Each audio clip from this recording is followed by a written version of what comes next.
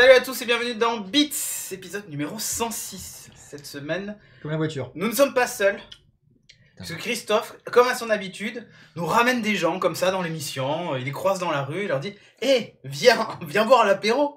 C'est un peu ça. Chut, faut pas le dire. Ouais, c'est ça. Oui, ce soir encore un invité. C'est génial, c'est le mois des invités, ou les 2 mois des invités. Donc merci.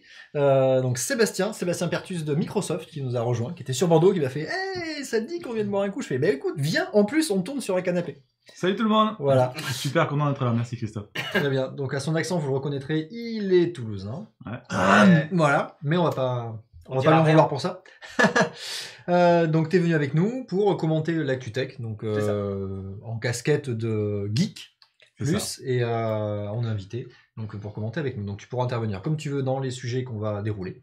Il n'y a pas de sujet particulier autour de Microsoft, même si pas plus que d'habitude en fait. Hein, voilà. Non, Parce que je Ça travaille dépend. chez MS. ça voilà. dépend de l'actualité en fait. les Puisqu'en sujets et fait- tout ça. Donc, s'il y avait une grosse actu MS, il y aurait beaucoup de sujets MS. Mais c'est comme d'hab en fait.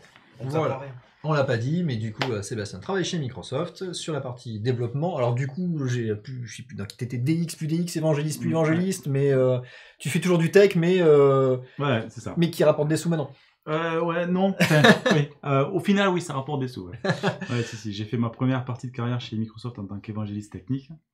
Et j'ai débuté une nouvelle activité puisque les évangélistes techniques n'existent plus C'est en fini. France. Non. Il y a maintenant une nouvelle équipe qui s'appelle les Cloud Developer Advocates, mais qui est plus gérée par la Cloud France. Developer Advocate. C'est Ouais. ça. Waouh. Les CDA. Les CDA. Mais qui Après sont les gérés- CDD, les CDI, on invente CDA. les CDA. Ouais, mais qui ne sont pas gérés par la France directement, ils sont gérés par Corp. Par notre Ah d'accord, corporation. ok. Voilà. Directement aux US. Et, C'est ça qui change. Ah, ouais. Et Sérieux les donc mecs, maintenant, je suis... planquez le Mac. Ouais. Et maintenant, je suis software engineer, donc Tout à fait. plus classique. Très Notre bien. invité à Mais la je- voix de David Catu, dit Guillaume Tac. Alors, David Catu, c'est un de mes meilleurs amis, puisque on a travaillé ensemble pendant 15 ans. Alors, pour la petite histoire, David, c'est... Ah bah maintenant il est loin. Ouais, mais c'était mon ancien patron. D'accord. Il m'a embauché dans ma première société qui s'appelait BeWise à Toulouse. Et Ouais. voilà. C'est là que j'ai rencontré Ouais. Christophe, parce que Christophe était un de nos clients. Et voilà. Et voilà. Tout Et est dit, après- les circuits sont révélés, tout Ah, est ça su. y est, Maintenant, maintenant c'est- c'est tout. Et David a été embauché après par Microsoft, et il m'a tanné pendant 2 ans pour que je le rejoigne. Ah, mais il a ramené Allez, To Be Wise en fait, Alors, quasiment. tout, 3. Non, mais 3 Ouais. en plus. Non, 3. Enfin, il y a lui, 4 avec lui, si je compte. Ouais, d'accord, Ah, bah, c'est voilà. ça. Et après, il est parti aux États-Unis il y a 5 ans aujourd'hui. Enfin, aujourd'hui, il y a 5 ans, ça fera 5 ans dans début Dans janvier. l'équipe Edge. Ouais. Non, il fait, oui, aujourd'hui, il est chez Ouais. Office aujourd'hui. Office. D'accord. Il y a plusieurs équipes. Ouais. C'est dur à Et ça suivre. fait 5 ans qu'il me tanne pour que je le rejoigne. déjà, mais là, Allez. c'est plus compliqué. Là. Voilà. Bon, ok. Donc, je connais très bien David. Effectivement, on a le même accent puisqu'on est tous les Toulousains. Voilà. D'où, voilà, l'accent que vous reconnaîtrez. Très bien. Ouais. Bah écoutez, Alors, il essaie aussi de jouer à David Rousset et Étienne Marga. Enfin, ouais, Étienne est parti à Seattle il y a à peu près 2 ans. Et David Rousset, pour des raisons personnelles, il est bien en France. il est parti, mais que d'un point de vue contractuel, c'est ça. Mais il est toujours localisé en France. Ouais, alors moi aussi, c'est pareil. Moi, je suis contractualisé. Ouais, d'accord. J'ai une équipe européenne maintenant. Je suis plus hébergé par. Je suis toujours hébergé par Microsoft France, mais je suis plus Microsoft France. On appelle ça, nous, des RGE chez nous. Ce sont des gens qui sont Waouh. délocalisés. C'est que des trigrammes, tu sais. C'est ça. des- Ouais. Alors, tu sais, RGE, CDA. au niveau C'est un des, CDA en RGE. des abréviations, on a tout ce qu'il faut chez MS, t'inquiète. Même moi, je m'en sors pas. Donc, mais bon, bref. Pire que l'administration française finalement. Non, parce que ma femme est fonctionnaire, je te garantis que je comprends rien. Toi, non plus. Et voilà, super. Bon, très bien. Bah, après cette petite introduction, on peut attaquer directement les fils d'actu, Ouais. puisqu'on en a quand même une petite tripotée. Il y a pas mal de choses qui bougent. Bah oui. Un petit Et la sommaire. grosse annonce du jour, hein, par exemple, chez Free. On a aussi, on va parler un petit peu de voitures autonomes, on va parler de plein de trucs comme ça va être rigolo. Ouais, il y a un peu de tout. Donc on commence par Delta S. Delta S. Et S, S, c'est pas comme super, c'est super mieux, c'est S comme comme 100. Slim. Non, Slim. Ah, c'est ça. C'est l'offre. Ah. Non mais c'est comme la Xbox One S finalement. C'est la petite, alors que la Xbox One X, c'est. Ils auraient dû faire la le gamme- Delta X alors du coup. C'est ça. Bon, Ouais, très mais ils bien. veulent pas copier. Déjà ils ont la Freebox One, la Freebox Delta. Bon, ça commence à faire beaucoup. Très bien, donc c'est la nouvelle offre de Free. Donc c'est un nouveau forfait. Et en fait, ce qui change, c'est qu'il y a la même chose que la précédente, mais sans le boîtier télé. Vous savez, le fameux boîtier télé qui coûte. Le player. Le player, voilà, qui coûte Vialet. 480 €, le fameux Ouais. boîtier dévialé conçu avec tout ça. C'est ça. Ce qui change aussi, c'est qu'il n'y a pas l'abonnement Netflix qu'on a pris avec. Il n'y a pas Canal non plus. Voilà. Alors je crois qu'ils ont laissé le kiosque quand même. J'ai même pas noté si le kiosque. Mais le kiosque c'est pour des raisons de TVA, donc je pense que ça les arrange. Ah oui, c'est ça. Tu sais que D'accord. moi, tous les jours, je reçois une notif de Bouygues qui me dit vous n'avez toujours pas activé votre offre, le Ouais. kiosque, machin. En fait, parce que je m'en fous. Je dis, mais c'est offert, c'est gratuit, activez l'option. Non, je m'en fous en fait. Et oui, bien sûr. Parce que Voilà. TVA sur la presse, c'est pas la même. Voilà, et du coup, si jamais vous l'activez, eh bien, ils font passer une partie de votre forfait en abonnement presse offert gratuit, mais en fait, il coûte 5 €, mais on vous le rembourse sur votre facture. Et du coup, c'est pas la même TVA, donc ça va permettre de gagner un petit peu d'argent en faisant ça. Alors, on demande le prix, effectivement, j'allais y venir. Donc, c'est 39,99, donc 40 €, sans engagement. Voilà. Et par contre, il y a des frais de mise en service sur cette offre-là, 49 € de mise en service, sachant que sur l'offre précédente, ils s'étaient fait allumer et ils avaient enlevé, du coup, les frais de mise en service. Oui, Donc parce là, que les frais de mise en service étaient hyper élevés sur l'autre. oui, c'était 149 €, je crois, un truc comme ça. Mais là, ils sont tombés à 0. Oui. Que là, voilà. Bon, en gros, la différence, on sait ce que c'est, hein, c'est le disque dur d'1 Tera. Là, il y est un. Ah ouais, Il y est également, quand même. mais tu le payes Et à le 40 pack €. sécurité, il y avait aussi. Là, tu peux l'avoir aussi. En fait, tout le service domotique est là. Le pack sécurité, tu peux le prendre avec, il n'y a aucun problème. Et tu as le même forfait. Donc, tu as 10 gigabits, tu as. Oui, c'est la même chose. Voilà, c'est la même chose. Hein, l'agrégation avec le 4G, la 4G, etc. DSL, C'est le même pack. Il y a le NAS avec, enfin, tout le boîtier là. Voilà. Donc voilà, même offre. Tiens, j'ai même une photo de. C'est génial, regardez, c'est le même. Avec juste un S à la fin. Ils ont fait le Waouh. S en triangle, tu vois, pareil. Mais oui, même offre. Delta, tu vois, c'est tout Delta pareil. S. Très bien. Merveilleux. Elle a quand même pas la même gueule que la Delta classique. Hein. Je veux dire, la Delta Ah, classique, oui, c'est oui. un sacré. Ah oui, le player. Ah, tu parce veux qu'il y a dire. le player oui. qui est beaucoup plus gros. Ouais. Et ça quand même pas. Alors du coup, Ah, on avait c'est fait pas un mal. petit sondage, savoir si vous étiez intéressé pendant la boucle. Voilà. Et vous avez T'as majoritairement voté répondu non. non. Bizarrement. J'ai voté non. Non, mais Voilà, en vrai, l'offre est pas déconnante. On cherche souvent des offres Internet only. Ça, c'est une offre Internet only. Presque. presque. Parce qu'il y a quand même la partie domotique qui est là, il y a quand même le NAS. Mais dans les faits, honnêtement, s'ils enlèvent le NAS, ils enlèvent la partie domotique, ils gardent que les 10 gigabits, l'agrégation 4G ADSL, et ils le font à 29,99, et je pense qu'on est bien. J'achète. Voilà. Voilà, c'est exactement ça. Voilà. En fait, ils vendent cette offre en disant bah, c'est pour ceux qui ont déjà un boîtier sous leur télé, donc une Apple TV, une Nvidia Shield, un Shield, Chromecast, un Fire Stick. Mm. Et mais en fait, ils gardent le NAS dedans. Donc si t'as un truc comme ça, en général, t'as un NAS qui va avec. Donc ça me paraît bizarre. Toi, Seb, du coup, on en parlait juste avant. C'est une offre qui t'intéresserait pour. Moi, j'ai la Freebox Revolution à la maison. Ah oui, Et, tu es déjà et effectivement, j'ai un Amazon Stick pour Netflix. Ouais, Parce bah que je l'avais pas. Bah oui. Alors, j'ai une Samsung, mais elle est un peu vieille, du coup, j'ai pas Netflix dessus par défaut. Ah, ça c'est Voilà, bon. le seul truc qui m'embête un petit peu, c'est que j'ai 3 télécommandes, un pour la Freebox, un pour la télé, Et un pour le gros stick. truc, ouais, Et du coup, t'arrêtes pas de jongler avec, c'est un peu relou. un peu pénible. Et juste pour ça, Tu te dis, et parce que je suis j'aimerais unique bien- aussi. Voilà. L'excuse, J'aimerais pourrais, bien avoir c'est la l'excuse. télécommande Je tactile pourrais, qui recharge exactement. sans fil, tout ça. Voilà. Mais tu vois, du coup, c'est le seul truc C'est le qui seul me argument. motiverait à passer à ça. Parce qu'après tout le reste, je m'en mais alors fous complètement. Quoi. Surtout que C'est t'as pas ça. le 10 gigabits chez toi en plus. Donc, c'est Alors, même puis pas moi, pour le j'ai- débit. Ouais, ça, j'ai une vieille. Ouais. Bon, après, j'aimerais savoir par contre sur le. ADSL Sur 4G. l'agrégation 4G ADSL. Ouais. Bon, du coup, c'est sur ta 4G, donc déjà, ça... Non, enfin, non, oui, c'est sur la 4G que tu captes chez toi, mais après, c'est 250 gigas par mois en limitation. Ouais, mais par contre, tu payes pas de forfait 4G alors. Non, C'est compris dedans. C'est compris dedans. Ouais. Ouais. Donc ça pourrait aussi potentiellement m'intéresser parce que j'ai un ADSL qui est pas extraordinaire, Ouais. qui est suffisant pour regarder la télé, puis je regarde la télé que sur par la Ouais, Freebox. donc à partir de 8 mégas, c'est ce qu'ils disent chez Ouais. nous. Donc, mais bon, après, de temps en temps, quand tu essaies de récupérer, Ouais. tu vois, aujourd'hui, quand tu récupères un jeu, moi je suis joueur PC, et tu récupères un jeu, bon, voilà, tu joues Le demain, dernier quoi. patch de WoW, c'est fini, quoi. Ouais, c'est ça. On en a un qui stream d'ailleurs et qui a du mal aussi à récupérer les jeux. Je Ouais. dirais pas son nom. On dira pas son nom. Mais effectivement. Du coup, en parlant de free, Eh ben oui, ils se sont fait épingler. exactement. Justement pour l'offre Freebox Delta. Tiens, comment c'est bizarre. Et oui, en fait, ils ont reçu 2 tacles dans la gueule. Le premier, en fait, concerne... Carton rouge du coup. Ouais. Concerne d'abord l'offre à 49,99 € par mois. Où en gros, il y avait comment ça s'appelle, les frais mise en service, machin et tout ça. Et en gros, ils disaient que le prix était trompeur puisqu'ils affichaient 44,99, sauf qu'il fallait Non. rajouter à ça les 10 € par mois pendant 48 mois. Bah oui. Donc voilà.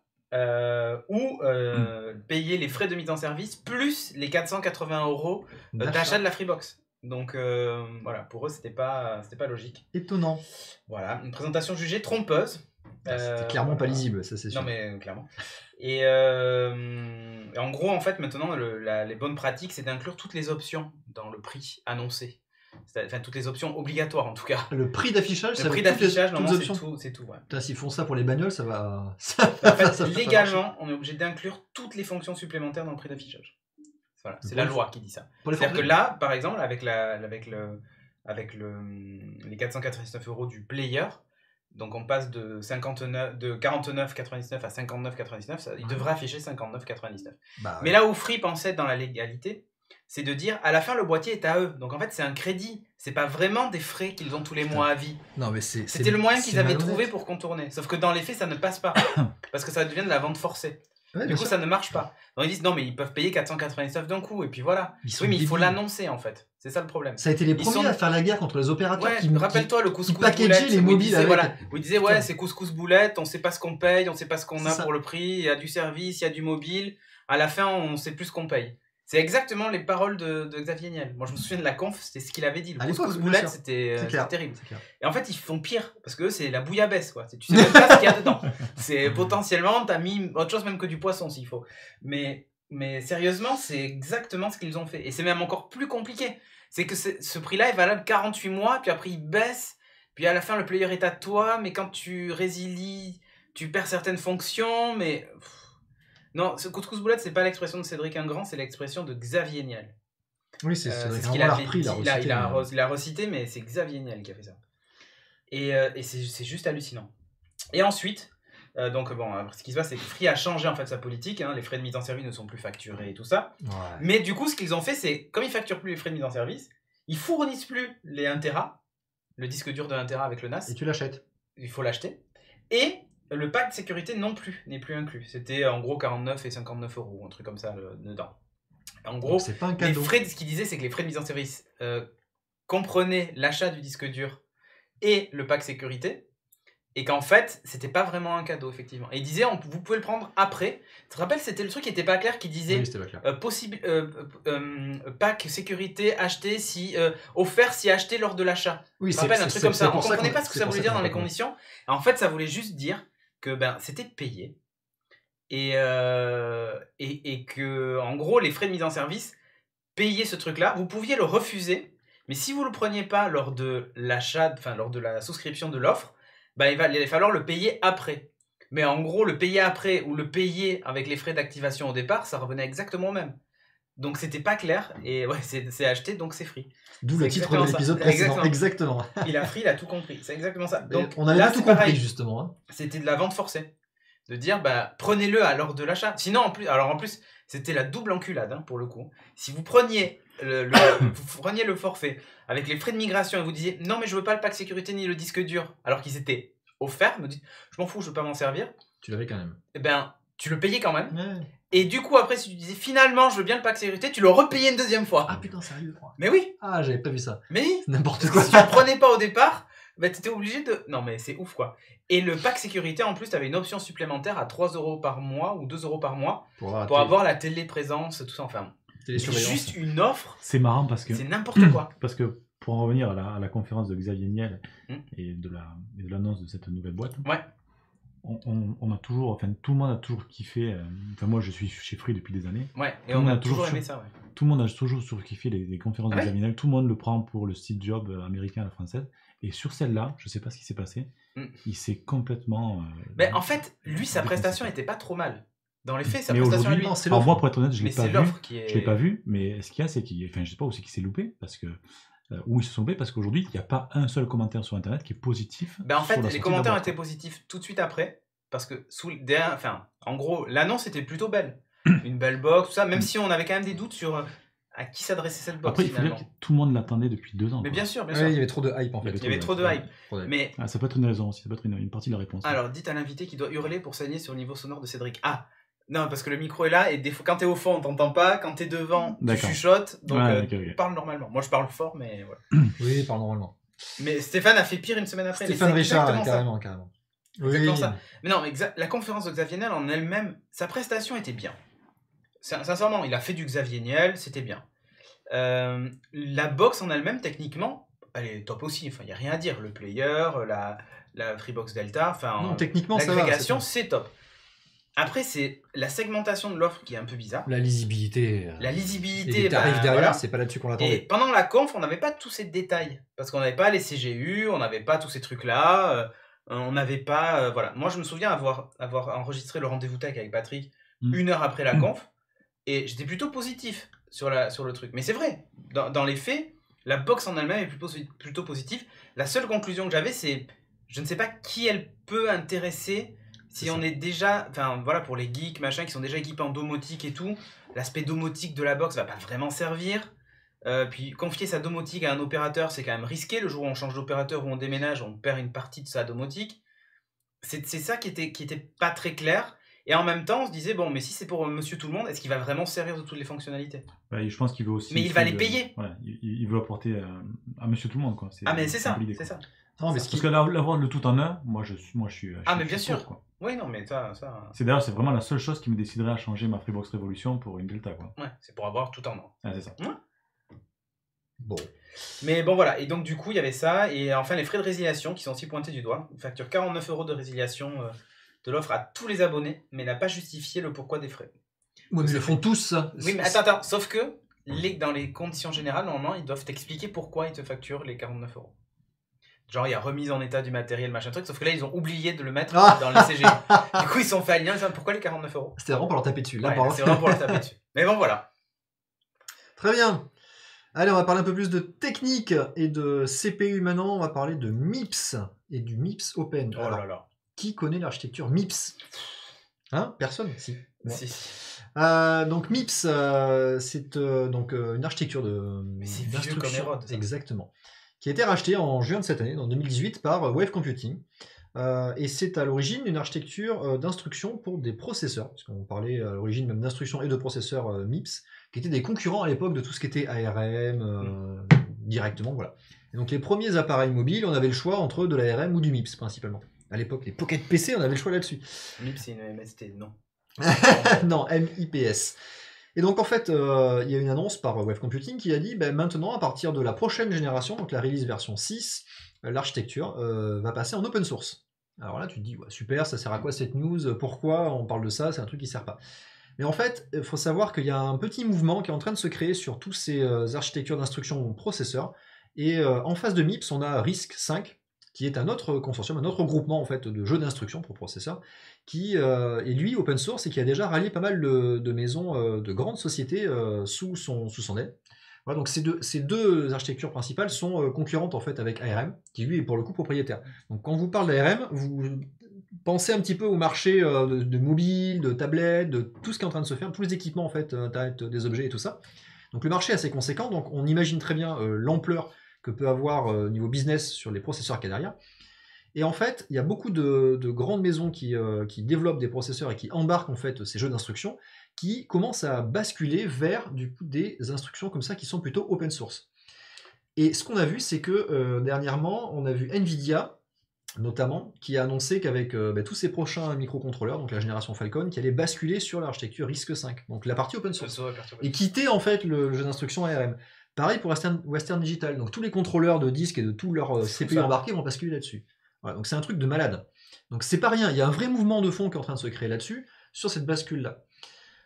Donc qu'est-ce que ça va changer en fait derrière? Alors, juste pour rappeler un petit peu, le jeu d'instruction, c'est en gros ce qui définit comment vous allez pouvoir parler à votre processeur. Donc en gros, c'est les instructions que va supporter l'assembleur, le langage machine du processeur. Donc en lui-même, c'est pas vraiment une maison qui développe le processeur, c'est juste ils écrivent les specs du langage du processeur. Et après, donc, soit ils licencient ça, donc ce que fait ARM. Donc ARM vend une licence et après des fondeurs vont pouvoir utiliser ça, ce que fait Qualcomm par exemple, ils développent des processeurs sur la base des jeux d'instruction ARM. Donc c'est un langage, c'est le langage machine. Voilà. Donc c'est ça un petit peu, la guerre se fait là-dessus sur des standards en fait de langage d'assembleur. Globalement c'est ça. Et alors MIPS, c'est vieux, tu disais c'est effectivement vieux, mais c'est un truc qui marche très bien, donc c'est encore utilisé dans pas mal de gros calculateurs, et ça a été utilisé, donc du coup je vous le rappelle, sur la PlayStation 1, la PS2, la PSP, donc Sony a pas mal misé dessus, la Nintendo 64 également, et après bon il y a eu des stations Silicon Graphics à l'époque qui utilisaient aussi pas mal ça. Donc c'est quelque chose qui a quand même pas mal marché, c'est des jeux d'instruction qui ont prouvé leur capacité à faire, et qui est de la même génération à peu près que ce qu'on a pu voir sur ARM. Sauf que ils ont été quand même éclipsés par ARM pour cette génération actuelle. Voilà. Alors qu'est-ce que ça peut apporter l'open source là-dessus? La première chose, c'est que ce qu'ils espèrent, ils le vendent comme ça également, c'est déjà il n'y a pas de frais de licence. Donc toutes les boîtes qui veulent développer en masse des CPU derrière n'auront pas de frais à payer pour inclure ce jeu d'instruction. Déjà, bon plan. Et après, le deuxième truc qu'ils espèrent, c'est qu'ils vont pouvoir co-développer un petit peu tout ce jeu d'instruction pour le faire évoluer, et notamment se protéger de toutes les failles qu'on a pu avoir dernièrement sur, on en parle quasiment à tous les épisodes de Spectre et Meltdown et tous les dérivés qu'on peut avoir sur les processeurs. Voilà, donc en version open source, contribuer à concevoir ces jeux d'instruction pour nous permettre de limiter ça. Voilà. Et donc, est-ce que derrière cette vague de fond qui est en train de se créer, moi, l'ouverture que je voulais faire par rapport à ça, c'est est-ce que ça va nous amener en fait à du design open hardware? Parce que là, on conçoit de manière open source les API, en tout cas les spécifications. Est-ce que derrière, on aura des CPU qui vont être vraiment développés sur cette base-là et licenciés en mode open hardware? C'est-à-dire que tu pourras avoir ton CPU, l'intégrer comme tu veux, avec toutes les specs et les documentations qui seront fournies et libres et ouvertes, et sur lesquelles on pourra construire en fait des systèmes open source du sol au plafond, c'est-à-dire que du jeu d'instruction, du CPU, jusqu'au logiciel qu'il y a dessus. Voilà, donc ça, je pense que ça sera un truc intéressant à suivre. Excuse-moi, j'ai un fan, du coup j'en profite. Ouais, Goku One. Goku One, très bien. Sébastien Pertus dans Bit la classe, j'ai suivi quelle formation de Monsieur Pertus. Très bien, très bien. Ça doit remonter alors. Ça fait plaisir, merci d'être là. Et voilà. Non mais écoute, comme tu dis, c'est un mouvement de fond. Oui, c'est un mouvement de fond. Assez inattendu quand même. Mais en fait, on le voit pas venir. Non, mais le risque 5 et les mouvements que fait Nvidia, tout ça, en 2019, il y aura une bascule là-dessus. C'est vraiment à suivre. Hein. Est-ce que MIPS va pouvoir rattraper ça? Parce que risque 5, ils sont quand même pas mal déjà avancés. Après, le MIPS a quand même des cartes à jouer, c'est qu'ils ont des jeux d'instruction plus riches. Donc tu peux aller chercher des trucs comme du DSP, des trucs multimédia un peu plus évolués que ce que Risque fait actuellement. Risque 5. Bon, bah, la bataille n'est pas encore jouée. Attention, 2019. L'année de tous les risques. Du coup, c'est le titre de l'épisode, c'est parfait. Alors allez, le Mac Mini, alors on va revenir sur un truc beaucoup plus terre à terre, mais qui parle aussi de processeur. Le Mac Mini 2018 et la pâte thermique. Alors ça, c'est un truc de malade. Alors je sais pas si vous le saviez, mais il y a eu déjà un processeur gate avec les MacBook Pro. On disait qu'avec le hyper threading et tout ça, sur les plus grosses configs, on se retrouvait avec le processeur qui plafonnait, qui n'arrivait pas à atteindre même la vitesse maximum, où il l'atteignait pendant quelques secondes, puis ensuite il descendait pour des raisons de chaleur en fait. Et du coup ce qui se passait c'est que ça ralentissait, puis il réaccélérait de son calcul. Et en fait on le voit sur les courbes, ça fait des pics de vitesse du processeur, et en fait il sature complètement sur certaines opérations, et en particulier avec certains benchmarks. Gros diesel, puis les gilets jaunes, et puis c'est le bordel. Ouais, voilà, c'est ça. Alors là, c'est fini. Tout le monde était dans la rue et tout ça. Et du coup, ils se sont dit, mais maintenant que le Mac Mini est devenu une bête de course avec le dernier i7, machin et tout ça, est-ce que c'est pas la même chose? Donc ils ont commencé à le tester. Et alors effectivement, le refroidissement d'Apple, c'est surtout un refroidissement avec un seul ventirad qui est pas oufissime en termes de taille. Et passif le plus souvent possible. Et la plupart du temps, c'est passif. Moi, je le vois sur mon Mac Mini parce que j'en ai acheté un du coup. Alors, moi, c'est le Core i5. Comment il le place? Moi, c'est le Core i5 que j'ai. Et quand j'encode une vidéo et tout ça, quand je pose la main dessus, je sens qu'il est chaud, tu vois. Et du coup, c'est pas mal parce qu'il souffle quasiment pas. Je l'entends très très peu. Sauf quand vraiment, tu vois, je le martyrise pendant 1 heure ou 2 à encoder une longue vidéo en 1080p, 60 fps, tout ce que tu veux. Ou là, je dis 1 heure, mais en général, l'encodage est beaucoup plus rapide que ça. Mais là, tu l'entends un peu souffler, mais ça s'arrête assez vite, et c'est vraiment le refroidissement passif. Et donc, je me suis posé la question, je me suis dit, est-ce que le i7, c'est une bonne option ou pas? Est-ce que au moment de l'achat, voilà, je me posais la question. Donc, j'ai regardé quelques tests, des gens qui disaient que vraiment, le i7, on l'entendait beaucoup. Bon, ok. Et donc, il y a des gens qui ont été un peu plus loin, c'est qu'ils se sont dit, mais effectivement, on l'entend beaucoup, mais est-ce qu'il y a ce problème justement de throttling, exactement, de throttling du processeur? Eh bien oui, il y a ce phénomène de throttling, et ça c'est assez dingue. Et donc en fait ce qu'ils ont fait, alors ils ont fait différents tests et tout ça dessus, donc là on le voit en fait le throttling, c'est les bench, si vous regardez en fait rien que sur la première courbe, tu vois le drop en fait. En fait, c'est pas tout à fait ça. C'est vraiment quand tu regardes en haut, sur la toute première, tu as un truc qui redescend à 0, c'est quand la tâche est terminée. Puis ils en relancent une. Et là, ça remonte au maximum de la vitesse du processeur. Il reste pendant quelques temps, puis il redescend, parce que il faut limiter la déperdition de chaleur. Donc il redescend. C'est ça qu'ils utilisent un Dr House, ça y est. C'est exactement ça. Okay. Et donc là, voilà, ça diminue. Et puis finalement, à la fin de la tâche, il termine, et puis ils en relancent une autre. Et on le voit, c'est bien mesurable. Donc ce qui s'est passé, c'est qu'ils ont changé la pâte thermique en se disant, est-ce que finalement, ça a un vrai impact ou pas? ils ont essayé deux pâtes thermiques différentes et ils ont obtenu des résultats assez étonnants. La première avait tendance à dégrader les résultats. Donc c'était pire. La seconde, par contre, a bien les améliorer. C'est-à-dire que souvent, ça se joue à pas grand-chose. C'est-à-dire que ils sont hyper threadés. Ouais. Ils sont hyper threadés, mais en général, quand par exemple le processeur est censé monter à 3.6, il vous l'annonce 3.6, souvent il commence à 3.6 puis il descend à 3.4. C'est le turbo boost qu'ils ont chez Intel. Ça. Des fois, c'est conçu pour aussi. C'est-à-dire qu'il n'est pas censé rester à fond tout le temps. Tout à fait. Et surtout quand il y a des problèmes de chaleur. Et là, ce qui se passe, c'est qu'en changeant la pâte thermique, non seulement ils ont réussi à gagner 1 GHz de plus en continu, 0,1 GHz. Non, 0,1 GHz de plus. Et un cœur de plus aussi. Et puis... Non, quand même pas. Et donc en fait, l'idée, c'est que forcément, les tâches vont plus vite. Et donc, forcément, il y a de meilleurs résultats dans les benches. Étonnant. Et là où, par contre, c'est surprenant, c'est qu'ils se sont dit, on le fait sur le i7, mais si on essayait sur le i3, celui d'entrée de gamme, qui, lui, justement, n'a pas l'hyper-threading. Donc, ce qui fait que lui, quand il a annoncé à 3.6, il monte à 3.6 et il est censé rester à 3.6. Tu vois, c'est ça le truc. Donc lui, il n'est pas du tout, il n'est pas hyper threadé. Et donc, ce qui se passait, c'est qu'effectivement, la température montait jusqu'à 100 degrés avec la pâte thermique d'origine. Ah, c'est la limite, ça, ouais. Donc, c'est la limite. Ça montait à 100. Et arrivé à 100, au lieu de 3.6, on était plutôt à 100 degrés, la machine, elle doit 3.4 ou 3... Ah, non, c'est température CPU. Ouais. En général, c'est là où ils fixent la barrière avant de justement de... Voilà, c'est ça. Tu arrives encore avec les doigts sur le clavier. Non, mais là, le Mac Mini, t'as la tour, donc c'est bon. Ah, c'est un Mac Mini. Oui, c'est le Mac Mini. Et donc là, ça a carrément changé les perfs. C'est-à-dire qu'il tombait à 3.3, et là, maintenant, il reste à 3.6 en permanence, et la température maximale est de 91 degrés au lieu de 100. Comme quoi, la pâte thermique, ça peut vous changer la vie. Et c'est pas Nelliger qui vous dira le contraire. Voilà, la pâte thermique, c'est le truc que j'ai toujours remplacé.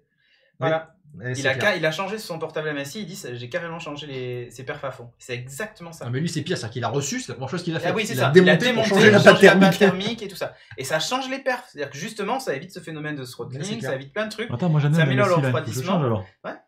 Ça évite le refroidissement. Surtout si tu bouges beaucoup, en fait, comme ça a tendance à bouger un petit peu, ces trucs-là, des fois, en fait, ça se décolle et tu perds un petit peu de. J'avais ça sur des. Il souffle un petit peu quand même. Il est tout neuf, mais il souffle un peu quand même. Voilà, ça pourrait peut-être régler ce problème de soufflerie. Alors, il ne faut pas mettre n'importe quoi comme pâte thermique. Ils expliquaient sur le test, mais vous pouvez le trouver assez facilement sur le web. Donc voilà, l'opération à réaliser. À cœur ouvert. À cœur ouvert, effectivement. Mais moi, je fais ça, il ne redémarre plus. C'est sûr qu'il ne chauffera pas. Il n'y a pas de problème. Définitivement. Il me faut Nelliger qui vienne me faire ça. Non, mais voilà, c'est pas mal. En tout cas, la Noctua NTH1, elle est top. Il y avait une Artix, je sais plus quoi, qui apparemment est pas mal. Ah, la classique qu'on mettait déjà à l'époque. Voilà. Très bien. Et comme quoi, tu vois. Et donc, ça peut tout changer, la pâte thermique. 100 MHz, ça change la vie. Ah, mais c'est pas mal, hein. À l'époque. Enfin, 100, là tu passes de 3 sur le i3, qui est vraiment l'entrée de gamme. Tu te dis, c'est un processeur, c'est un i3. Bon, c'est le dernier i3. Hein. Il est quand même quad-core, tout ça, machin. Il est quand même assez performant. Mais tu gagnes 0,3. Et en plus, tu as la température qui passe de 100 à 91. Pour la longévité du matériel, c'est pas trop mal. Là, tu l'as vraiment. Ça, c'est mieux. Oui, ça, c'est. Et t'es sûr d'avoir rien que pour ça, c'est déjà. Ouais. Voilà, ça, c'est cool. Voilà. Nickel. Bientôt de la nitro aussi pour injecter. C'est ça, directement. Allez. Turbo boost. Du NOS. NOS. Allez, on va parler un petit peu d'IA, parce qu'un bit sans IA, c'est pas un vrai bit. Et non. Et d'ailleurs, il y a plusieurs des news IA ce soir. On va parler d'IA versus les CAPTCHA. Alors, vous savez que les CAPTCHA, c'est ces trucs-là. Alors, il y en a plusieurs formes, hein, mais ceux qu'on croise le plus souvent, c'est des CAPTCHA sous forme de texte, comme ça, où vous devez taper des caractères que vous avez du mal à reconnaître vous-même déjà, mais qui vous permet de vous identifier comme étant humain, et n'étant pas un bot qui vient s'inscrire ou pirater un petit peu le site web de manière violente. Et donc, qu'est-ce qui s'est passé au niveau de ces CAPTCHA ? Eh bien, il y a des chercheurs anglais et chinois qui ont conjointement travaillé à, évidemment, faire travailler des IA, des réseaux neuronaux, pour essayer de les décrypter. Et alors là, j'enlève la news et on voit que mes deux invités sont en train de manger. Mes deux compères sont en train de manger. Très bien. Alors, donc ils sont branchés dessus un réseau neuronal. Donc, encore une fois, un réseau neuronaux. Donc là, c'est un type particulier. C'est un GAN, donc un Generative Adversarial Network. J'ai augmenté le gain, en fait, pour qu'on nous entende un peu mieux. Ah. Ça va te faire chier au montage de la vidéo, mais c'est un détail. Ah, merci. Generative Adversarial Network. On en parlera dans la news suivante que je vais détailler un petit peu. Donc, en fait, c'est un type particulier de réseau neuronal. Et en fait, ce qu'ils ont fait, c'est qu'ils ont travaillé, du coup, l'apprentissage de ce réseau sur 500 exemples. En fait, ils ont pris de CAPTCHA, donc c'est des CAPTCHA texte uniquement, des vrais CAPTCHA réels qui existent sur différents sites. Voilà. 500 juste, c'est pas énorme. C'est pas énorme. Pour entraîner une IA, c'est vraiment pas énorme. Et en fait, avec juste cet entraînement, ils sont capables, avec le réseau qu'ils ont au final, donc le modèle qu'ils ont généré, de reconnaître n'importe quel captcha texte comme ça en 0,05 secondes. Donc c'est un truc, de malade. Donc ça permet de faire d'auto-détecter comme ça à peu près 20 captchas par seconde. Donc autant te dire que le système de protection contre les bots, t'oublies. T'es là, tu te fais pirater, tu te fais spammer en 2-2. Voilà, donc on est vraiment ici à une guerre en fait de systèmes, hein, ce qu'on peut avoir sur les systèmes d'armement. On est sur de la mesure et de la contre-mesure, donc des mesures de protection contre le spam et des gens qui vont venir avec des systèmes de plus en plus intelligents pour venir contrer cette mesure-là. Voilà. Bon, après, pour être vraiment très honnête, les captcha aujourd'hui, enfin moi je faisais ça quand j'ai commencé à bosser à Toulouse, c'était la mode quoi. Mais aujourd'hui les captcha, Oui. Aujourd'hui la double authentification, les SMS, Oui, c'est ça. le Windows Hello, c'est bon. Captcha, bon. En fait, maintenant, les captcha ont été simplifiés. Je sais pas si tu as vu, Voilà. mais maintenant, on clique une case, il y a un petit trou qui tourne pendant un temps random avant de pouvoir valider le truc. Et si vous allez trop vite, en gros, il dit non, le captcha n'est pas validé. Il n'y a pas que ça. Ouais, Par exemple, il y a ce genre de truc. Alors, effectivement, c'était la suite de ça. C'est qu'en fait, tous les captchas sont pas craqués quelque part. Et ces nouveaux systèmes, donc le reCAPTCHA V3, qui est celui proposé par Google actuellement, lui, il est beaucoup plus difficile puisqu'en fait, il détecte plein de choses en parallèle. C'est pas juste du texte ou une chose que tu dois faire. C'est vraiment, il va récupérer plein d'informations en parallèle, dont le comportement de la souris, de ton clic, etc. Trouver des panneaux dans l'image. C'est ça.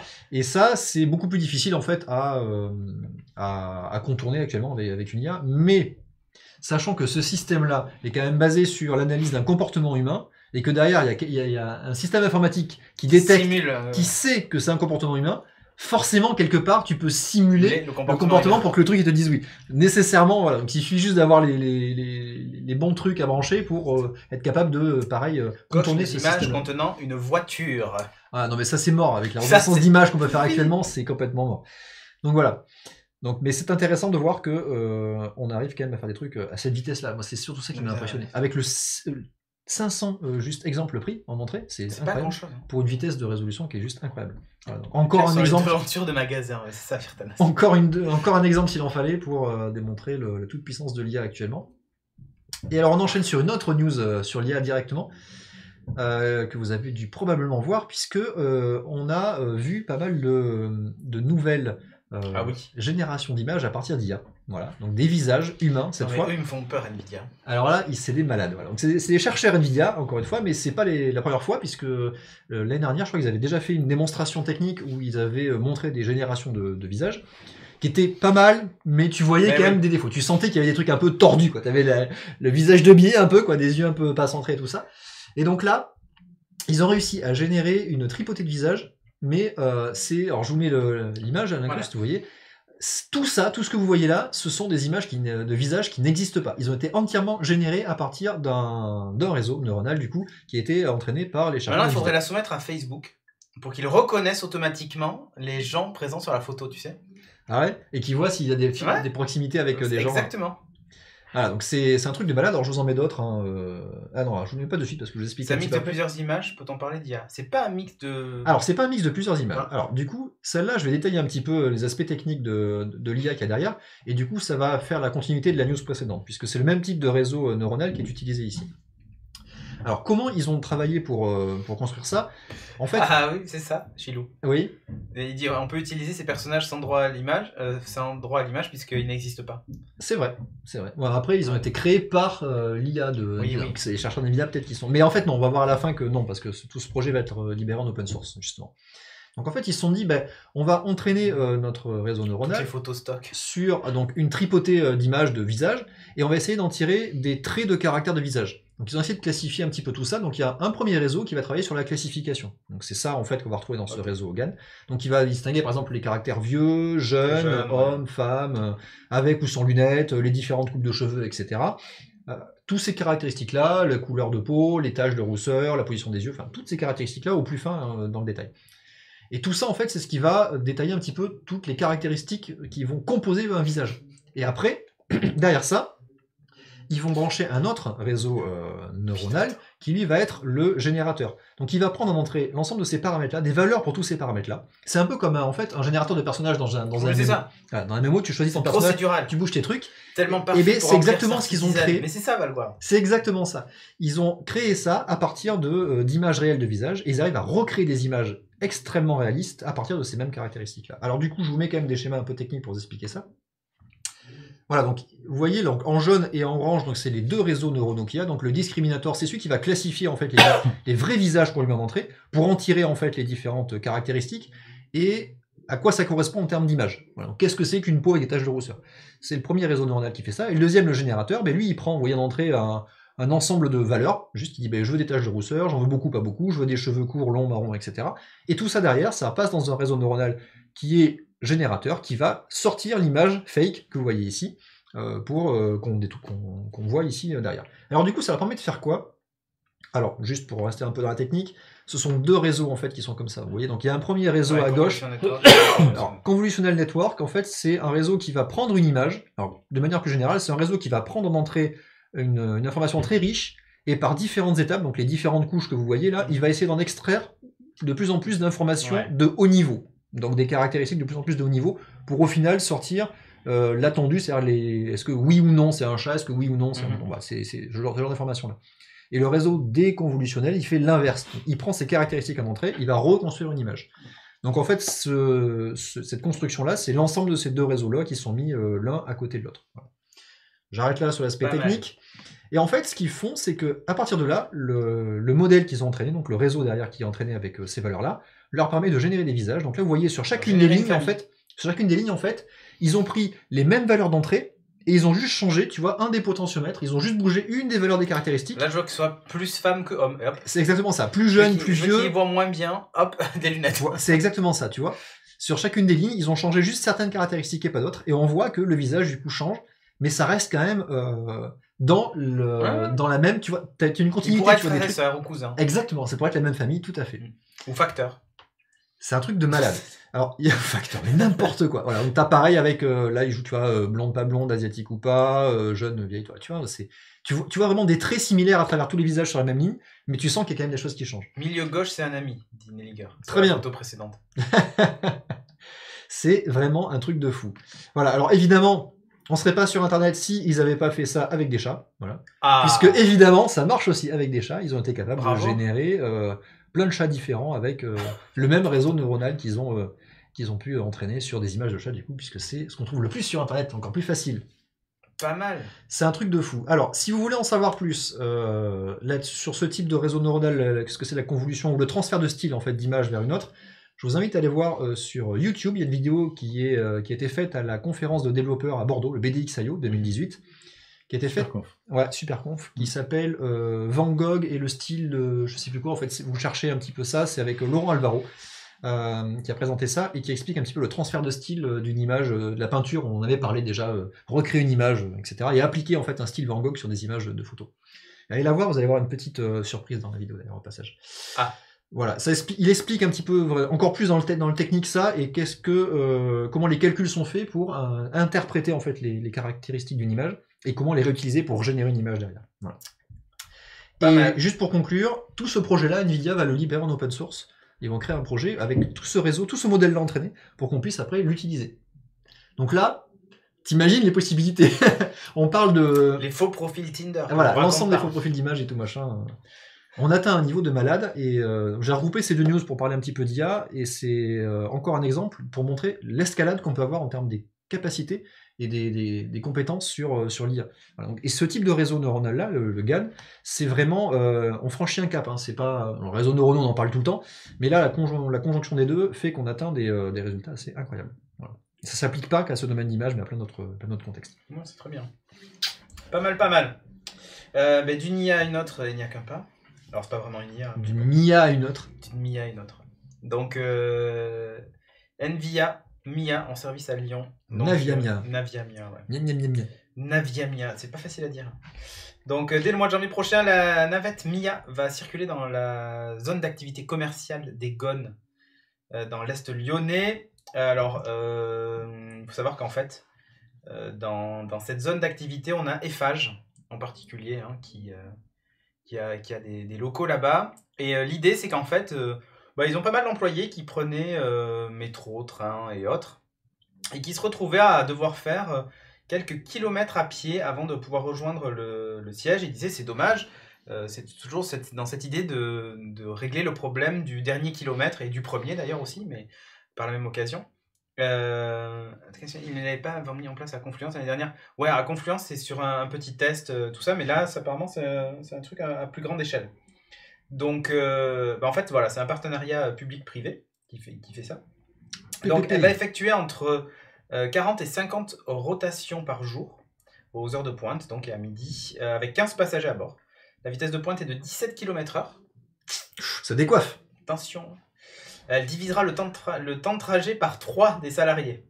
Et surtout que tu vas pouvoir faire d'autres choses en même temps, tranquille. Ouais, exactement. Donc bon, elle va se charger de façon traditionnelle sur une borne aujourd'hui, mais il vise maintenant Comme ton aspirateur. Ouais. Mais il vise maintenant à faire de la recharge aussi via panneaux photovoltaïques. En fait, oui, on avait vu ça, il avait annoncé, ouais. Donc voilà, elle sera ouverte à tous et gratuite, donc vous pouvez aller l'essayer si vous voulez. Voilà, la même navette qui roule sur le parvis de la Défense depuis le mois de juillet. Voilà. Donc vous en avez une sur le parvis de la Défense qui se déplace. Je sais pas si elle est ouverte au public par contre. C'est pas que les employés de certaines boîtes qui peuvent l'utiliser ou un truc comme ça. Comme les navettes Google chez eux là-bas. Ouais, c'est ça. Exactement ça. Donc voilà, à Dunkerque aussi, a priori, vous allez le trouver sur certains campus universitaires aussi dans le monde. À Lille aussi, on dit, mais à 8 km/h. Purée, tu vas plus vite à pied. Quoi, à Dunkerque, en fait, c'est dans le centre de formation mondial Total que vous pouvez la voir circuler. Donc voilà, MIA pour mobilité intelligente et autonome. Ça déconne pas, donc il y a tout un système de lidar et de radar. Bon, la navette en elle-même n'est pas nouvelle, mais on rentre dans des premières applications grand public et commerciales. On a quitté bien flashy pour bien l'avoir. Ouais, on a quitté la simple démonstration. Ouais. Et donc voilà, donc si vous allez faire un tour dans la ZAC des Gones à partir du mois de janvier, vous pouvez l'emprunter gratuitement.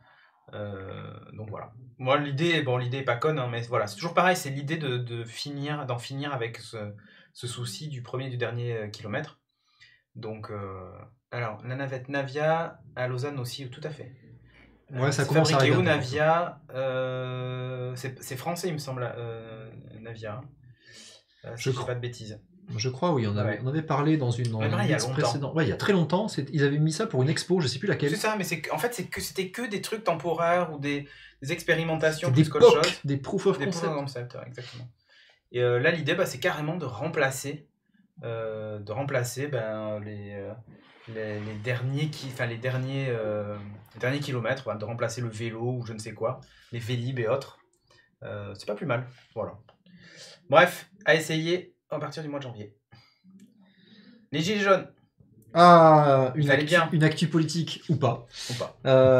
Puisqu'on va parler du péage. Alors vous le savez, il y a eu les mouvements des gilets jaunes et en fait ils ont ouvert pas mal de péages sur autoroute et du coup tu pouvais passer gratos avec ta bagnole. C'est bien. Ou pas. Puisque Vinci a réagi récemment en disant mais écoutez chers automobilistes qui ont passé le péage gratuitement, ça serait quand même bien de payer votre passage parce que vous devez payer des sous, ça serait bien vraiment franchement. Et en fait donc ils invitent les automobilistes à régler leur dû, c'est ça. Et en fait ils disent derrière mais écoutez, en fait les péages étaient ouverts mais nous on a un système de reconnaissance de plaques. Donc on sait qui vous êtes. Donc ils vont envoyer des petits courriers aux gens qu'ils ont pu repérer. Qui est jeune et qui attend. Qui sont cons. Merci Minotaur. En leur disant, bah écoutez, on sait que vous avez pris ce trajet-là, ça serait bien de payer un petit peu le parcours. Et en fait, ils mettent ça sur une démarche. Alors, comment ils appellent ça ?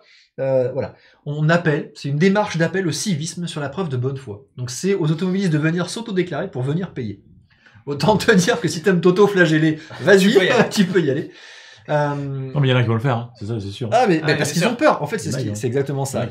Tiens, Nicopi dit ils ont annulé le truc, du coup, ils vont pas envoyer de lettres avec le bad buzz. Voilà. Ah, mais ça a été fait dans l'après-midi. Ouais, très bien, pas mal. Mais bon, c'était en tout cas. Au départ, ils se sont dit on va tenter.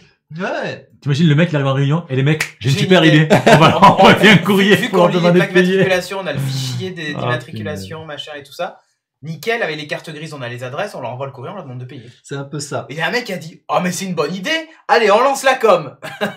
Et du coup, bah non. Et là, à aucun moment, ils se sont dit peut-être ça va être mal perçu. À aucun moment. Alors, non, tu sais, surtout qu'en plus, alors déjà, du coup, ça permet de voir un petit peu. Alors, c'était pas tant sur ça, il a fait une annonce effectivement, mais il y a surtout le fait de te dire, en fait, ce système de reconnaissance de plaque, ça peut aussi servir pour ça. Donc, forcément, on va te fliquer derrière, forcément, ça va permettre d'automatiser tout ça. Tu l'as dans pas mal de parkings souterrains également, ce système maintenant, puisque tu peux rentrer sans forcément prendre un ticket ou si t'es abonné, t'es directement machin. Mais derrière, ces données-là, ils les gardent et ils s'en servent et ils peuvent arriver jusqu'à faire des choses comme ça. Voilà, c'est propre. Donc leur système s'appelle le LAPI, tu vois, lecture automatisée de plaques d'immatriculation. Je sais pas si c'est mieux ou moins bien que le MIA juste avant. C'est une baston d'acronymes ce soir. Voilà, donc je sais pas quel système ils ont derrière, mais maintenant avec la reconnaissance d'image, on est capable d'aller chercher des trucs comme ça assez facilement. Vinci n'a pas l'impression que c'est pas le moment de chercher la merde, mais c'est ça. Surtout qu'après, alors, pour avoir bossé un petit peu avec des gens qui travaillent sur les autoroutes, qui construisent les autoroutes, c'est vraiment pas les bagnoles qui coûtent cher à l'entretien sur les autoroutes. Ah bah non. Les bagnoles, ça correspond à rien dans l'usure de l'autoroute. C'est les camions. C'est les gros camions qui passent dessus avec des chargements bien lourds qui défoncent les autoroutes. Les bagnoles, ça fait rien du tout, ça use que dalle. Donc aller chercher des automobilistes comme ça pour payer, c'est vraiment petit. C'est moche, hein. Surtout pour des boîtes comme ça. Dans l'état actuel en fait de la société, le mouvement des gilets jaunes allait déclencher ça, c'est vraiment n'importe quoi. Il y a des cabanes Vinci brûlées. Bref, tu m'étonnes. Voilà. Bizarrement. Je crois qu'une cabane Vinci brûlée, ça va coûter plus cher. Plus cher que c'est ce qu'ils vont réussir à récupérer. Allez, Facebook again, toujours comme d'hab. Les semaines se suivent et se ressemblent. Maintenant, c'est même les jours. Tu vois, avant c'était toutes les semaines on apprenait un nouveau truc sur Facebook. Après, au début c'était les mois. Il y avait Cambridge Analytica, puis ça s'était tassé pendant un mois, puis et ça n'arrête pas. Le temps qu'on épluche toutes les. C'est ça. Donc cette fois en fait c'est une information du New York Times qui a révélé dans un article publié ce mardi que Facebook a partagé de nombreuses données de ses utilisateurs, dont les messages privés à des services tiers. Donc Facebook a permis, par exemple, au moteur de recherche de Microsoft Bing, de voir les noms de tous les amis des utilisateurs de Facebook sans leur consentement, a donné à Netflix et Spotify accès aux messages privés des utilisateurs. Pourquoi Netflix et Spotify ont besoin d'avoir les messages privés? Seb, rends les données, merde. Je suis pas pour, hein, j'ai rien à dire. Rendez les données. Je vois pas de quoi vous parler. Voilà, alors ce que dit Facebook, c'est qu'en plus ce n'est pas une faille, c'est une fonctionnalité. Ah, ce bug, ce feature, très bien. C'est ça. Celle-là, ils nous l'ont piqué, celle-là. C'est ça. Copyright. Voilà, en fait, ce qu'il dit, c'est nous voulions que les gens utilisent ces fonctions. En gros, la fonction, c'était par message privé, tu peux partager une musique, par exemple, tu vois, de Spotify, ou une série. Sauf qu'en fait, la démarche inverse, c'était que quand tu autorisais l'API de Netflix et Spotify a accès à l'API des messages privés, non seulement ils pouvaient poster un message pour toi, pour pouvoir le partager, mais aussi lire la conversation.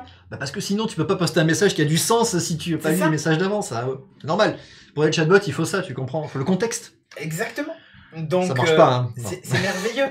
Non, je pense pas que ça marche. Donc voilà, ce qu'ils disent en interne, c'est voilà, elles ont été discutées, toutes ces fonctionnalités, tout ça, débattues et scrutées par un grand nombre de journalistes et défenseurs de la vie privée. Le cadre de Facebook qui parle de ça affirme par ailleurs que la plupart de ces fonctionnalités ont depuis été retirées. Il faut savoir quand même un truc, c'est que... Ils se sont quand même dit que c'était bien à un moment donné. Hein. Voilà, déjà. Sauf que c'est resté actif pendant hyper longtemps. C'est-à-dire que par exemple, tu donnes l'autorisation pour poster un truc, et ça restait actif pendant 5 ans, ou jusqu'à la dépréciation carrément de l'API, où on dit, bon, on l'utilise plus. Mais ils ont accès quand même, maintenant... Ah, maintenant, on pourrait arrêter quand même. On pourrait plus faire ça aujourd'hui, quand même, les gars, arrêtez. Hein, on a autorisé un partage, mais c'est jamais temporaire, tu vois. Tous les trucs où tu te logs avec Facebook, tu peux pas dire... Ok, je partage mon truc, mais pendant une semaine, par exemple. Au bout d'une semaine, le token saute et c'est fini. Comme ça, tu n'as pas besoin de les gérer et te dire 3 ans plus tard, merde, pourquoi j'ai toujours Netflix qui a accès à mon profil Facebook ou j'en sais rien, tu vois. Bon.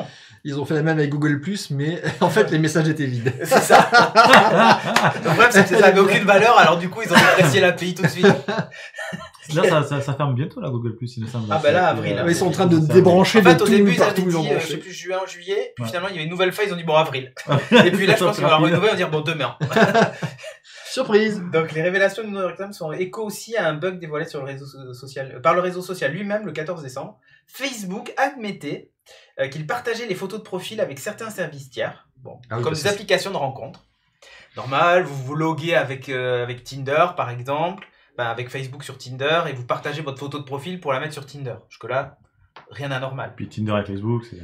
Bon, c'est des copains. C'est vrai. Mais le problème, c'est qu'ils avaient accès à l'intégralité des photos de l'utilisateur et pas uniquement la photo de profil. What? Et même ça va encore plus loin. Il avait accès à toutes les photos uploadées par l'utilisateur, peu importe l'usage qu'il en faisait. C'est-à-dire que si c'était une photo qui était destinée à un message privé, par exemple votre zigounette, eh bien ils y avaient accès. Mieux encore, si par exemple vous aviez uploadé la photo de votre zigounette, mais vous n'aviez pas cliqué sur envoyer, vous avez dit non, j'annule, eh bien la photo était conservée. On sait jamais, vous pourriez peut-être avoir envie de vous servir de votre zigounette un peu plus tard. Je parle de la photo. Ça c'est un clip, hein. Et c'était conservé. Donc du coup, en fait, ce qui s'est passé, c'est que, ok, le réseau social avait accès à votre photo de profil, mais à toutes vos photos, y compris celles partagées dans des albums privés, des machins, enfin bon, la totale.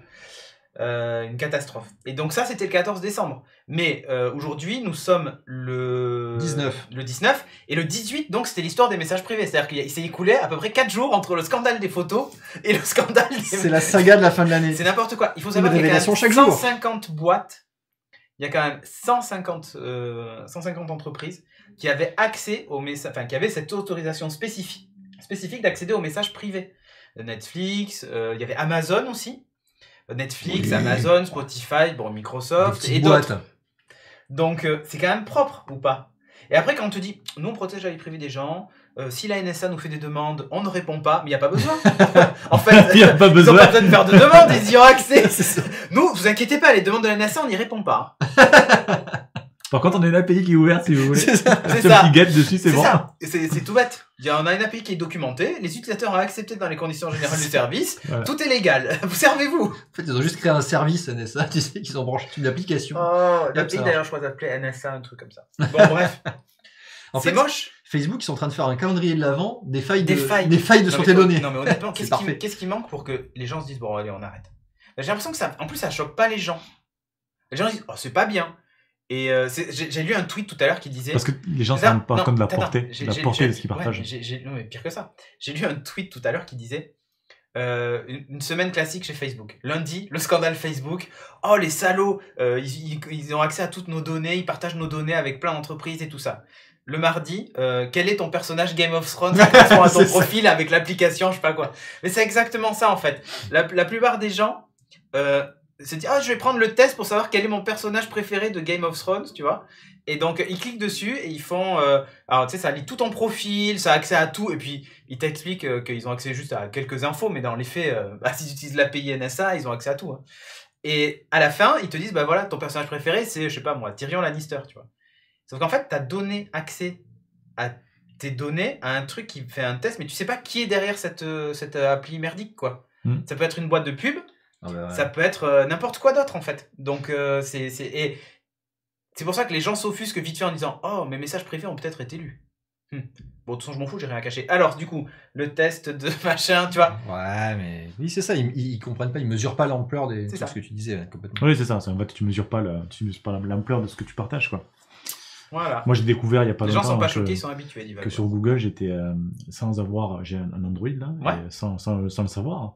En fait, Google trace tous mes trajets. Tous tes trajets. Et tu t'as reçu un mail pourtant, avec un historique. Je suis un professionnel d'informatique depuis beaucoup d'années, je savais pas ça. Moi. Oui. Tu vois, tu le découvres qui me et pense votre activité, voilà ce que vous avez fait avec votre téléphone, et tu sais exactement ce que un jour j'ai un pote, Mitsu, pour ceux qui le connaissent, hein. D'ailleurs Mitsu, si tu vois cette vidéo, faut que tu fasses gaffe à nos messages quand on échange, fasse quelque chose. Faut arrêter d'envoyer des photos de et il me dit oh Seb, je sais que où c'est que t'es allé hier soir. Alors tu vas sur Google, tu vas sur Google Maps, tu fais mon historique, et alors que j'ai jamais dit. Ah si, je l'ai, à un moment donné, j'ai dû cliquer sur le bouton. En fait, quand tu as ouvert Google Maps, il t'a dit voulez-vous autoriser la géoloc, et c'est tout. Après, il y avait les conditions du service, il suffit de cliquer dessus, qui disait on va enregistrer toutes vos données, ne vous inquiétez pas, on va stocker tout votre historique. Voilà. J'accepte. Comme toujours. Voilà. C'est ça. C'est monstrueux. Propre. Allez, on enchaîne. Il a partagé sa zigounette en privé. Le lendemain, il va sur un site pour perdu de vue, ou des pinces à épiler. Non, mais dans les pubs. Non, mais c'est bon. Bref. On va parler d'assistance sur le jour où la Stasi revient, on va avoir une hécatombe. Non, mais c'est clair. Sérieusement, c'est monstrueux. En termes de partage de données aussi, ça c'est pas mal. Ouais. Alors, c'est une news pour toi, celle-là, Cédric. Yep. Changer. Ouais, on l'a mis tous les deux, c'est vrai. Moi, je l'avais mise dedans. Bon, mais les choses changent hein, chez Microsoft, on le sait. On prend une ouverture et ça va même jusqu'à vous permettre de faire des infidélités à Cortana. Ils sont sacrément ouverts. Hein. Couple libertin sur les assistants, je vous le dis moi. Donc, vous swipez à gauche, c'est Cortana. Vous swipez à droite, c'est Alexa. C'est vous qui choisissez. Du coup, dans la dernière version qui a été distribuée, je crois que c'est aux Insiders, hein, ça va être le Fast Ring d'ailleurs, la 19H1, en fait, sont apparues quelques options sympathiques du genre la possibilité de modifier votre assistant vocal. Donc voilà, et on voit apparaître des API avec des noms assez descriptifs. Donc, Is System Cortana App Replaceable, tu vois, ou Is System Cortana App Replaced, donc elle a été remplacée cette fois, qui permet à une application de savoir si l'assistant Cortana est configuré ou remplaçable, ou si elle a déjà été remplacée. Voilà, il existe également des preuves graphiques de ces fonctions, comme je vous ai montré là. Pour savoir si des applis tierces peuvent se lancer avec un mot-clé, même lorsque le PC est verrouillé. C'est-à-dire que même si le PC est verrouillé, vous allez pouvoir dire Alexa, et ça va Bernadette, pardon. Attention. C'est vrai qu'on ne peut pas dire Alexa, parce que sinon ça va le déclencher chez les gens. Donc voilà. Assez souvent, moi, pour faire le débile, je donne un exemple, je dis Alexa, éteins les lumières. Et ça éteint les lumières chez les gens qui nous regardent. T'as tout le monde qui va gueuler dans 10 secondes. Voilà. Donc c'est ça le problème. Sur Windows Phone, il y a un truc très marrant que David Rousset faisait. Et je crois que c'est sur iPhone, je sais plus. Enfin bon, bref.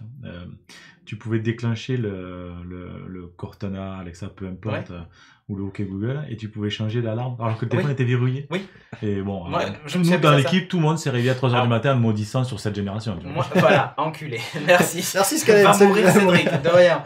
Et donc du coup, moi, ce que j'ai fait par exemple, j'avais un pote à moi, on avait une enceinte Bluetooth avec un micro.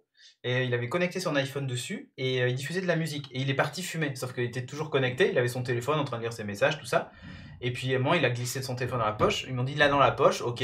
J'ai pris l'enceinte, j'ai appuyé sur le bouton microphone et j'ai dit active un réveil à 2h du matin. Et hop, ça a activé le réveil dans sa poche sans qu'il s'en rende compte. Voilà. Après, j'ai fait mieux, j'ai appelé sa copine aussi. Directement. Okay. Alors comment est-ce qu'il appelle? Alors on dit elle s'appelle Myriam, machin, ok. Appelle Myriam, machin. Et ça appelait. Alors en fait, il avait plusieurs Myriam dans son répertoire, dont sa banquière, ça s'appelait sa banquière. Il était 3h du matin. Non, 3h du matin. Elle n'a pas répondu, forcément, mais c'était pas grave. Et le top, c'est qu'en plus, on pourrait. On pouvait lui laisser un message du coup, parce qu'il y avait un micro dans l'enceinte. Ouais. C'est très drôle. Mais bon, bref, on peut s'amuser avec les assistants. Mais voilà, là en tout cas, le remplacement de Cortana par autre chose. Pourquoi pas? C'est vrai que quand on est dans un écosystème comme celui d'Amazon, le fait de se dire que on va avoir Bernadette dans son PC, ça peut être sympa. Du coup, pour piloter tous ces appareils et tout. Si l'intégration est bien faite en plus et que ça gère la partie vidéo comme on a sur le Spot, comme on a sur l'EcoSpot pour afficher une caméra de surveillance ou un truc du genre, ça peut être vraiment cool. Donc à suivre, peut-être dans la prochaine version, on va nous annoncer un Windows 10 X Bernadette. Ils l'ont déjà annoncé. Non, il y a déjà l'appli qui est disponible aux États-Unis. Alors, il y a l'appli sur le store, mais ils ont... oui, mais en fait, c'était... Tu disais, hey Cortana, demande à Alexa, machin. J'aimerais parler à Alexa, voilà. Ou demande à Alexa de machin. Oui. Voilà. Mais là, voilà. C'est pas la même. Nico, il change pas.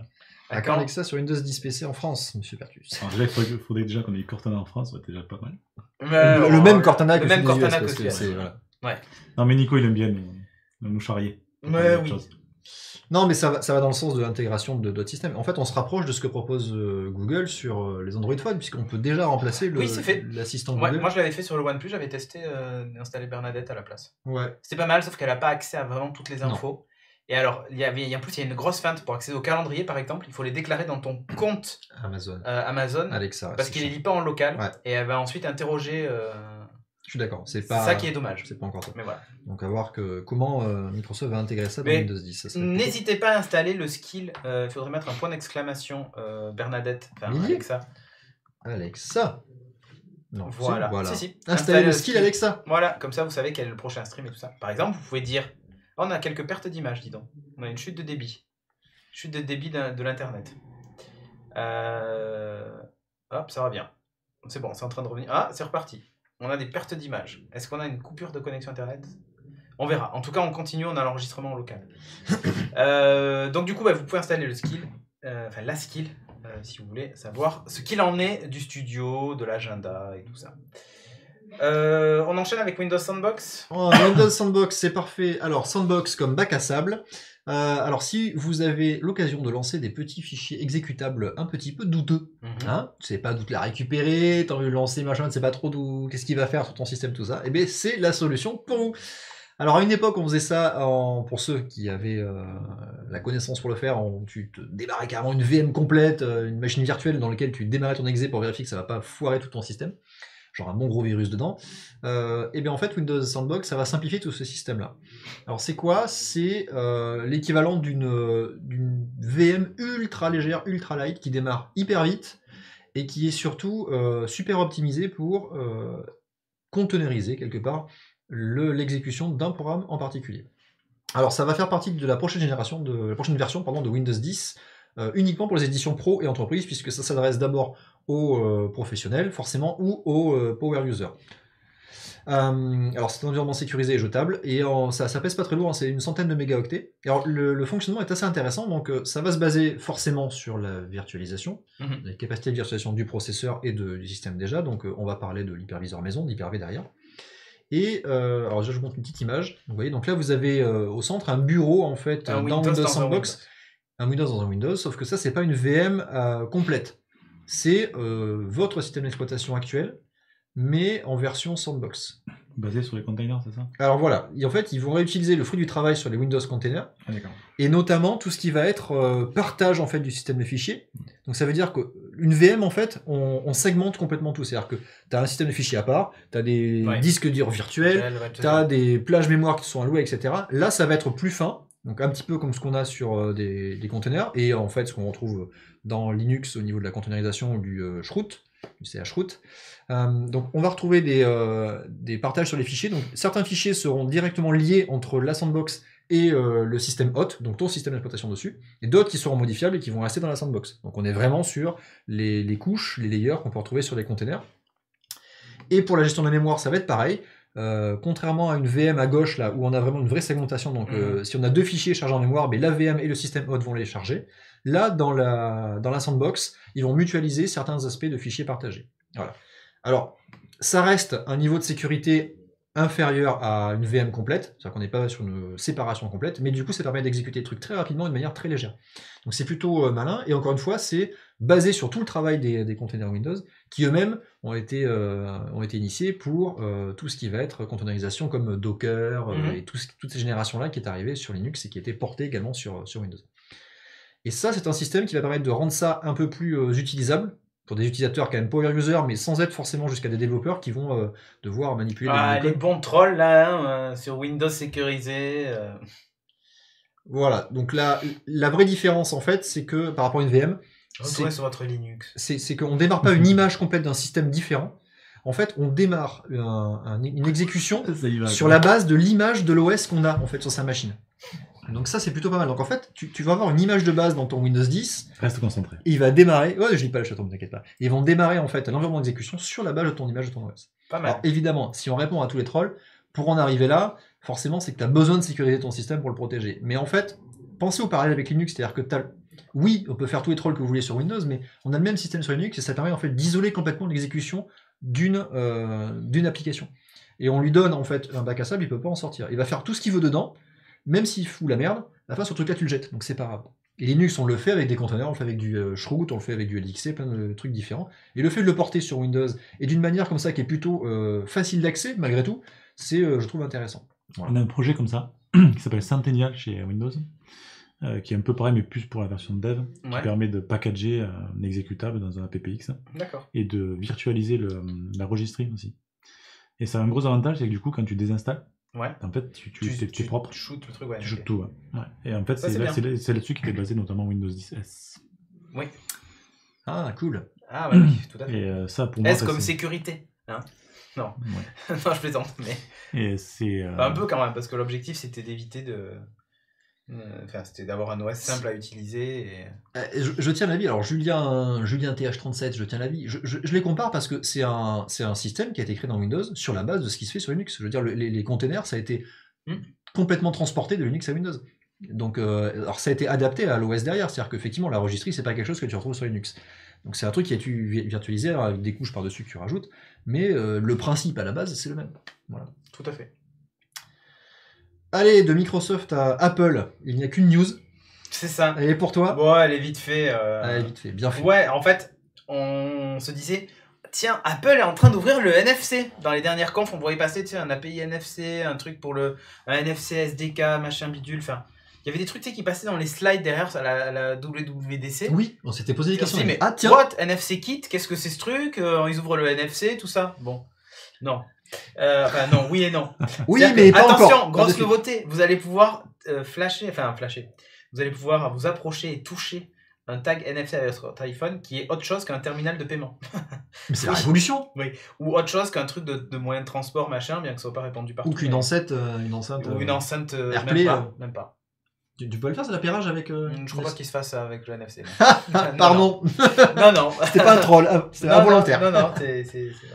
Et donc la nouveauté, c'est c'est une application qui s'appelle Launch Center Pro, qui est en gros une appli concurrente à l'application, je crois qu'elle s'appelle Raccourci d'Apple, qui elle-même est une application qui s'appelait avant Workflow et qui a été rachetée par Apple. Ah oui, c'est vrai, celle-là. Voilà, qui permet d'automatiser, de créer des petits programmes rigolos vite fait, qui est plus du raccourci finalement, d'où le nom raccourci. Bon ben là, vous voyez, sur le support de la voiture, il y a un petit tag NFC, on place son téléphone dessus, il y a une notif qui apparaît, on clique dessus, ça lance l'appli Launch Center Pro, qui va exécuter un raccourci, qui va lancer l'application de GPS. Ouais, ok, c'est encore un peu laborieux. C'est pas user-friendly. Mais ça fonctionne. C'est un premier pas. Attends, mais franchement. Un petit pas Le pour mec l'homme. qui se satisfait de ça. Non. Regardez, on a fait un premier pas. Non, rigoles, il y a avant, encore c'était- 12 étapes à faire. Non, mais C'était comme ça sur Windows Phone au début. c'est l'ouverture, c'est le début de l'ouverture. Bon. C'est le début. Maintenant, il faut que ce soit une plus grande ouverture.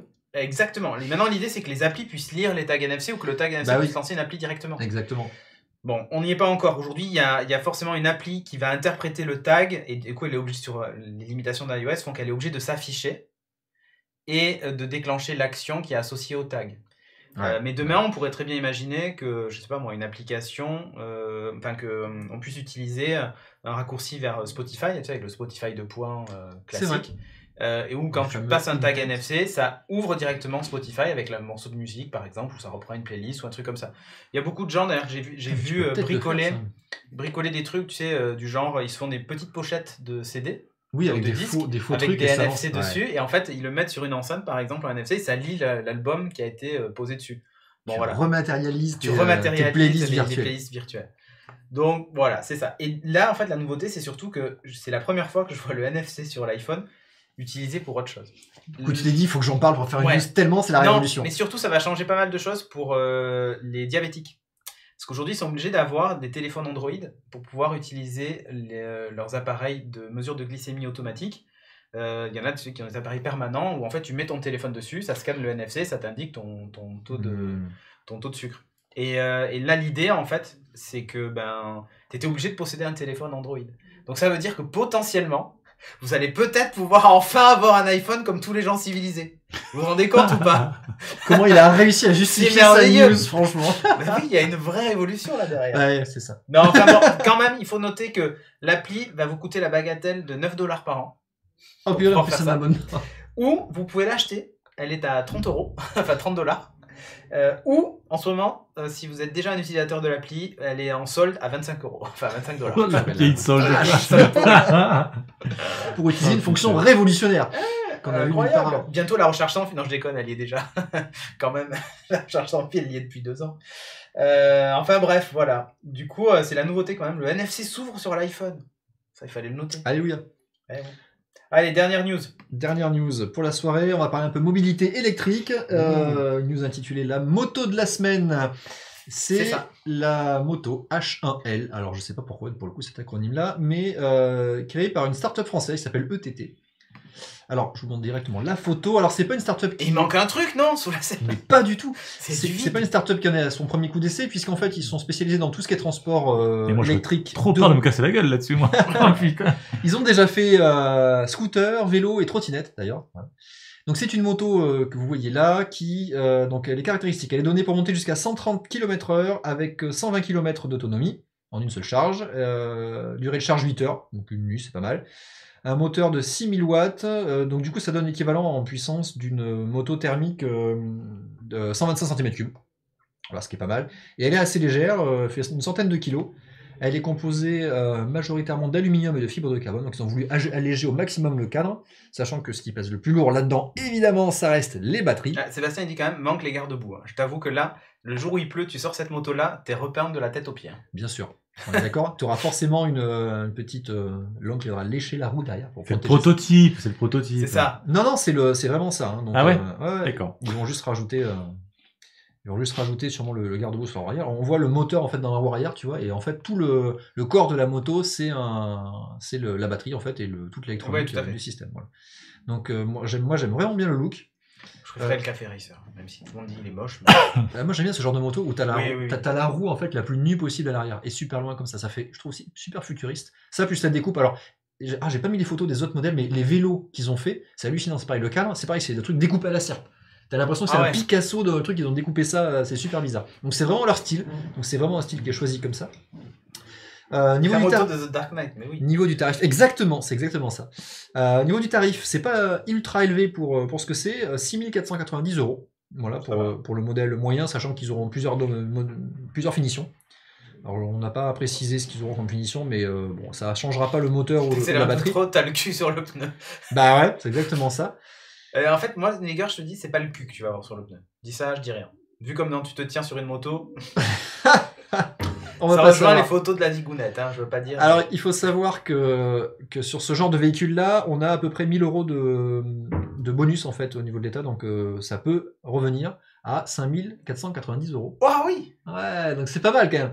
Et du coup, le mec il hésite. Ah, il n'hésite pas, parce que en fait le problème c'est que c'est dispo qu'à partir de la fin de l'année 2019. Donc, sinon, il l'aurait déjà.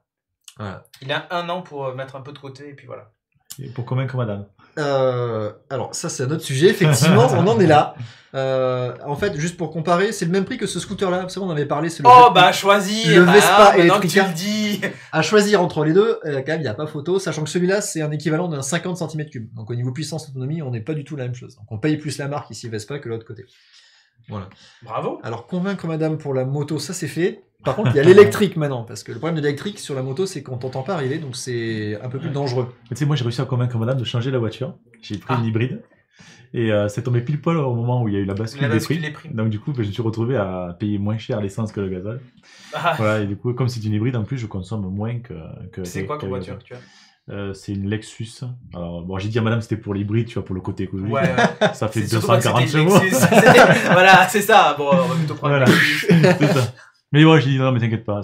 Écoute, chérie, je vais prendre une hybride. Voilà. Ça s'appelle la Ferrari. Elle est hybride aussi, hein, ou une Porsche 918. Ne t'inquiète la planète, pour nos enfants, tout ça. Elle est électrique. Bon, elle fait que 30 km en électrique, elle est hybride.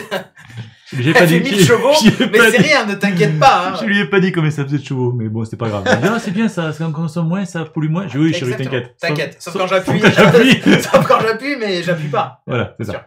Bien sûr. Oh, putain. Ouais. Bah écoutez, c'est parfait, on a terminé pour les news pour ce soir. Ouais. Alors pour nous retrouver comme d'hab, principalement sur Twitter. Vous avez les noms dans le désordre, mais c'est pas grave, vous êtes habitués maintenant. Donc Chris Kamikaze, c'est moi. Cédric Bonnet, c'est moi. C'est toi? C'est vrai? Ouais, je te jure. Et tu es Seb Pertus qui est à peu près là-bas, affiché là. Voilà, là-bas, très bien. On peut te retrouver sur Twitter pour principalement des news sur du dev, sur Microsoft. Ouais, voilà. Oh non, pas que. Pas que, ouais. Très bien. Tu sais, moi, du web, du JavaScript. Ouais.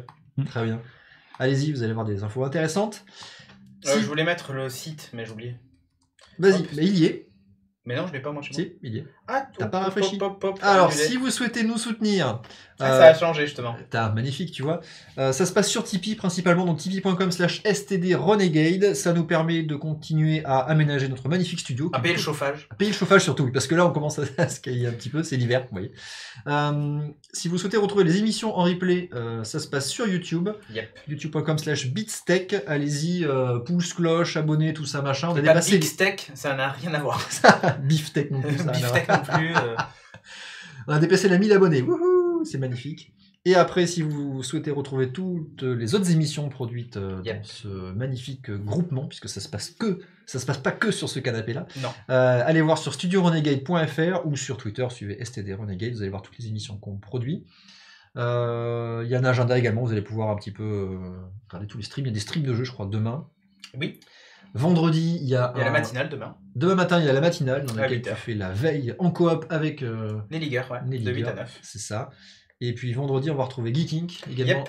À 21h. À 21h. Très bien. Mais allez voir tout ça là-bas. Ou demandez à Bernadette, du coup, puisqu'il y a un C'est ça. skill pour ça. Elle vous Non, dira. mais là, on peut le dire. On peut dire, On peut Alexa, demande à Studio Renegade quel est le prochain stream. Et voilà. Du coup, Et vous le donc savez là, chez tous les chez gens, vous. vous le savez chez vous. Et on peut même demander ce qu'il y a au programme demain. Et ça te lit toute la journée. Parfait. Magnifique. C'est merveilleux. Allez-y.